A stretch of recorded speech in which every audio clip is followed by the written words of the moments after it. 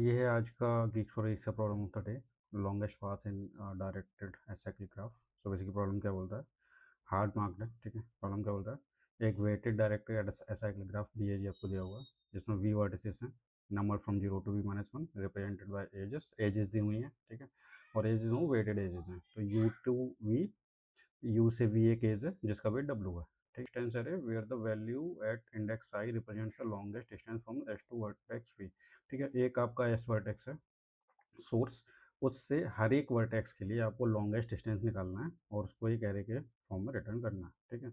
और अगर कोई वर्टेक्स अनरीचेबल है तो आप इंट मिन रिटर्न कर दोगे उसके लिए, ठीक है जी। एक एग्जांपल देखते हैं। 4 वर्टेक्स हैं, सोर्स 0 है, एजेस आपकी दी हुई हैं 0 to 1, 3 to 1, 3 to 2, 0 to 1, ठीक है। इनके वेट्स दिए हुए हैं, ये ग्राफ है बेसिकली, ठीक है। तो अगर आप देखोगे 0 से 0 जो डिस्टेंस है वो 0 रहता है, तो वो 0 यहाँ पर रिटर्न कर रही है। 0 से 1, 0 से 1 सॉरी ये वाला पाथ है 0 से 1, तो 0 से 1 केवल एक ही पाथ है और जिसका वेट जो है वो 1 है, तो वो 1 रिटर्न कर रहे हैं। 0 से 2 अगर देखते हैं तो एक पाथ ये है जिसका वेट 1 हो जाएगा, और एक पाथ ये भी है, ठीक है। 0 to 1 जाएंगे, 1 to 2 जाएंगे, तो जिसका वेट 6 है ना। तो अपने को चाहिए मैक्सिमम, तो 6 रिटर्न करेंगे यहाँ पर। 0 to 3 अगर आप देखते हो तो 0 to 3 कोई पाथ मेरे पास है नहीं, तो वो इनफाइनाइट यानी कि इंटरमिन रिटर्न करना है अपने। जो इसमें सिंपल सा रहेगा, ठीक है। एक सोर्स अपने पास है, उससे सारे वर्टेक्स का अपने को डिस्टेंस निकालना है, मैक्सिमम डिस्टेंस निकालना है। तो बी एफ एस आता है मेरे माइंड में, मैं यहाँ से बी एफ एस स्टार्ट करूँगा क्यू से, और वो सारे वर्टिसेस को पुट करता जाऊँगा। अगर मेरे को कोई भी वर्टेक्स ऐसा मिलता है जो मेरे को बेनिफिट दे रहा है, जो कि डिस्टेंस ज़्यादा बढ़ा के दे रहा है, तो फिर मैं उसको क्यू में पुट कर दूँगा, ठीक है। कोड देख लेते हैं, कोड में क्या है। देखिए, ये आपको दिया हुआ है V vertex, number of vertices, source दिया हुआ है, और ये आपको एजेस दी हुई हैं, ठीक है।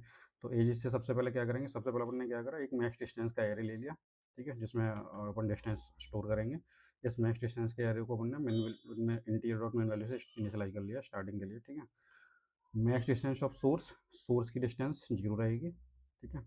इसके बाद आपका ये आ जाता है, एक आपने ग्राफ बनाएंगे, फिर इससे जो भी एजेस दिए हुए हैं उससे ग्राफ बनाएंगे, तो ग्राफ ले लिया, और ग्राफ को बेसिकली यहाँ पे अपन ने बिल्ड करा है, ठीक है ना।